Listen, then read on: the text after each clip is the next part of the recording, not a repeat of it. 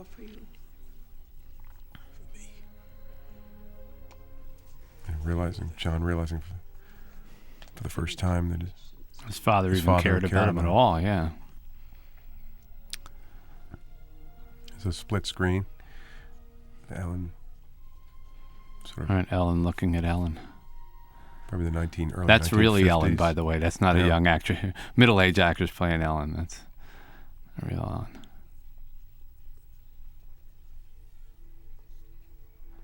And always that moment when you see the empty bed. Your father died in the middle of the night. Again, I cursed Ruby Pier. I wish that I could undo any harm it had ever caused. In the book, the father dies at the window, opening the window and yelling out for his family, and they find him slumped out halfway out the window. But we couldn't really quite do that here in the film. It would have been a little more complex. And things were simpler.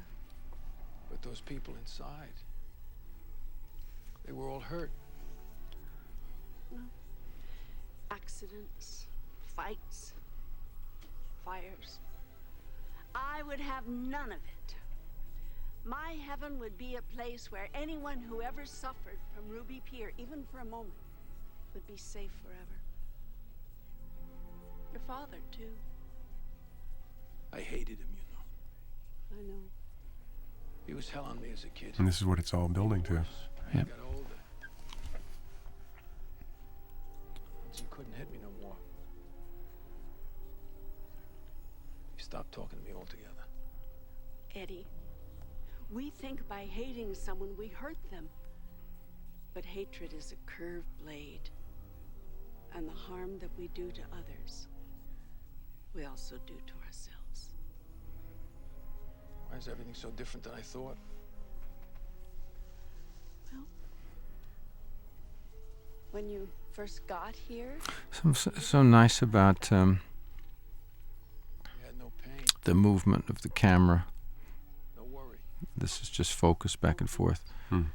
to make that scene. It's all. because nobody's born with It never gets we build it over the years. flat. It never gets Say, static. You're always doing a little something the soul is freed of it, to keep us in the sequence and freed to see the truth. And here surprise comes us a little bit. here comes the line of the third person that changes him What do I gotta do?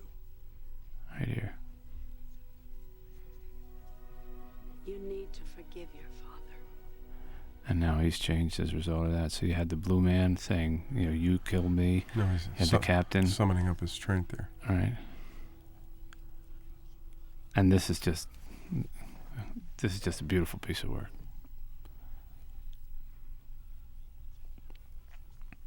this is great to establish it this way. Yeah. I saw what happened. I didn't understand. The emptiness of the place. I still don't. You beat me. Humiliated. I was your son. Look, John brought a lot of preparation into the scene. I remember this. He was thinking about this for at least a couple days. I didn't know you. But I understand now. I'm letting it go. Right? Can you let it go? I forgive you, okay? Hear me?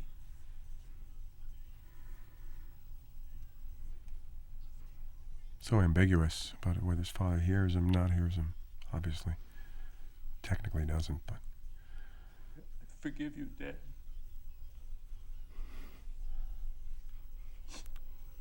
I forgive you.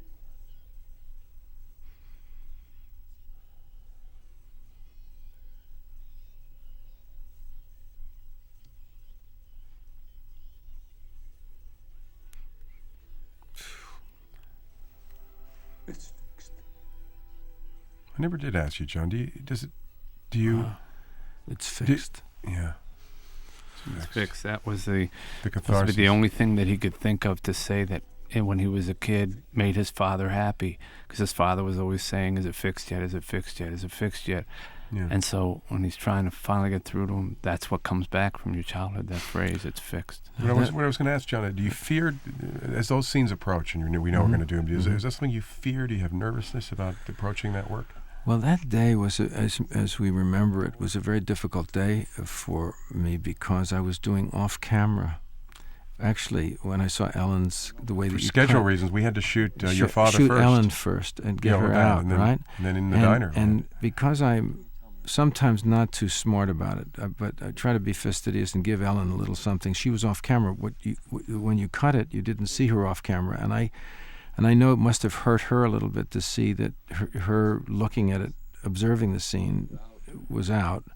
But I think it was much more magical just to suggest her presence with the close of the door and the leaving, But I did the scene several times with some emotion all day long.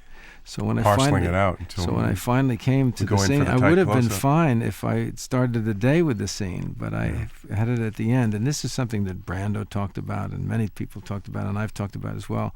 That you have to know as an actor how to prepare something and hold on to it and not overdo it in a long shot, but make sure you've got it when it counts, So anyway, but Lloyd was very accommodating to that and sensitive to that, as was Kramer Morgenthau, the lighting director. So, and I must say, the actor Callum was very supportive when I was doing that sequence. I mean, it really helps when you have actors on the other side of the camera helping you, rooting for you. You feel it, and I'm always there for others.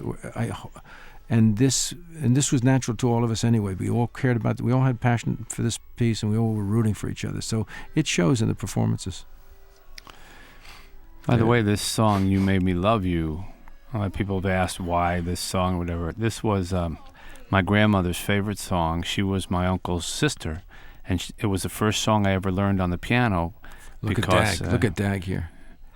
This is Dag. That's Dag's face. This is Dag. Playfulness. Yeah, that wonderful playfulness that she gave both Stephen and myself. There's this, and it helps the piece come alive.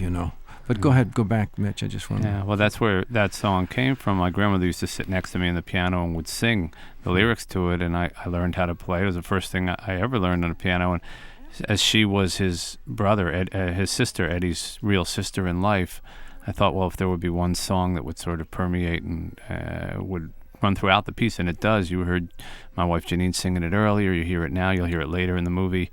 And it was such a song of that time. And now, of course, we go right to the King, which this is a beautiful little sequence too. And I was so happy, Lloyd, that we were able to get Elvis Presley into the movie. Now, whose idea was it? Whose idea was Elvis Presley's we were just playing around some temp tracks and. Because this is a very unusual song. I really wasn't even aware of this song. It wasn't a big Elvis tune. It was from, I think, one of his movies. Here's something when you see these shots. This is the first day of shooting for these two together. This was they actually met. Pretty much. I mean, they'd met just to meet, but they were. Some of these shots. This was them acting together for the first time. So it was nice to see that they had to get the instant. He would never chemistry. know it.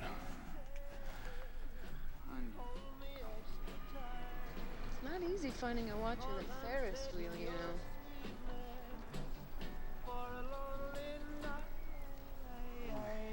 She's easy on the eyes, isn't she? Oh, she sure is. Both of them. That's what Stephen said afterwards when he was talking to some audience somewhere. He said it wasn't acting, folks. With Dagmara. And this is just a beautiful. It looks like a lot like the movies that you used to take. With those little cameras and Bolex. Well, we shot, and then the transition right here. And again, both makeup and acting. It's another they were spanning 20 years here. 20 years. Dag went from 22 or whatever to 42.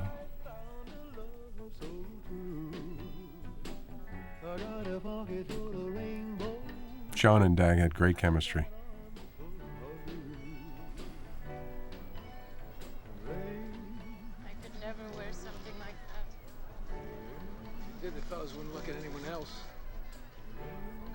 Yeah, look at this.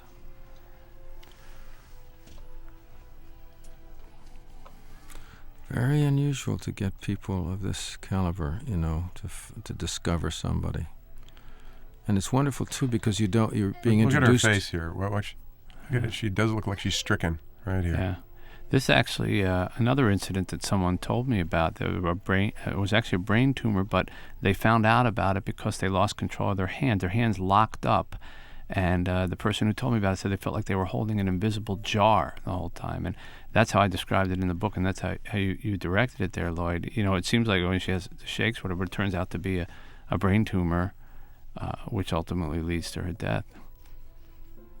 And you know, you don't need any words on this. You know, there was no doctor saying, I've got some bad news or anything. This was all just done with images, you know. I thought that was a good choice. Because everybody knows what this is. The ride to the hospital, the goodbye look.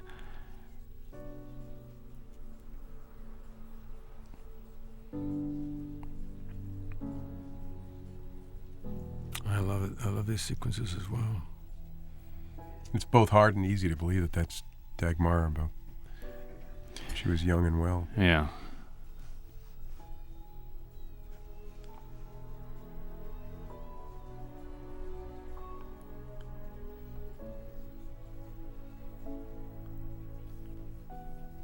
John's body language is always so perfect. It's very touching.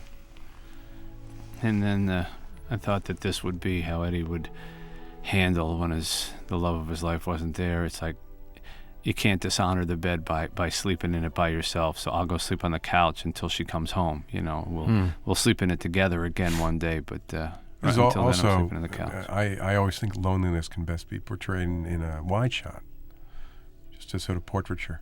This is just one of the examples. It shows where you are within the room, right? It shows you're all alone. Yeah. The vulnerability. Yeah. This is beautiful. Now, see, we've gotten to that moment emotionally, and now we're put into a joyous kind of feeling. And also it's ambiguous. We had just seen Eddie on the couch, and is he dreaming? But he's not. He's in heaven. But I like to keep the ambiguity kind of part of the mystery of the story. Right. Well, it's a mystery to Eddie, so it should be a mystery to the audience too.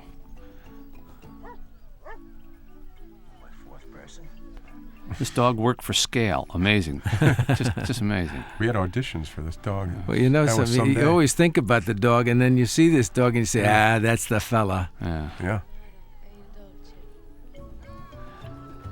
We had a half a day's work as to whether the pronunciation of this in Italian was correct or not. So the people who were watching who were Italian, I think it depends on what region of Italy you come from, but per l'amaro e il dolce is for the bitter and the sweet. It's something that, an expression that is said when you hand out these almonds at Italian weddings, that, you know, the bitterness of the almond and the candy around it.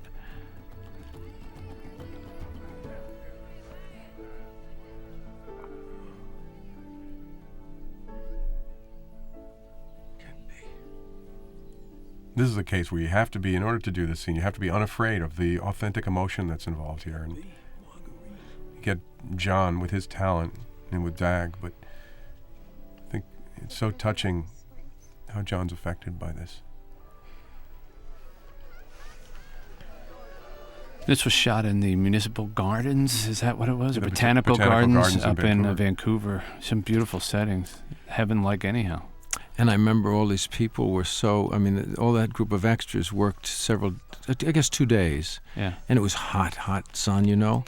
And they all got to know each other, and they all had a great time together. I remember it's like a 2-day wedding. They became, all became friends. They exchanged numbers. They had a good time. Because most extras don't know it if they haven't been in a film before, but it's pretty tedious work.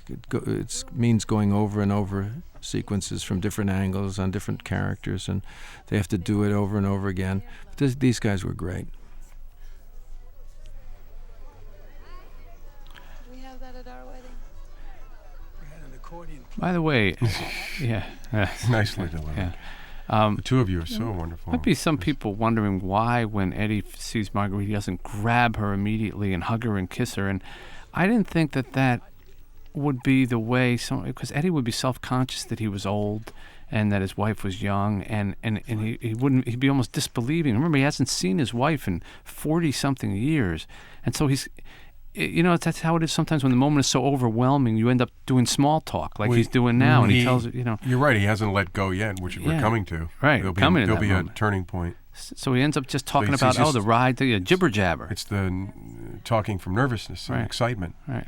Why it happened. And I know you love me, dear. She has a story to tell, and Eddie has a story to tell.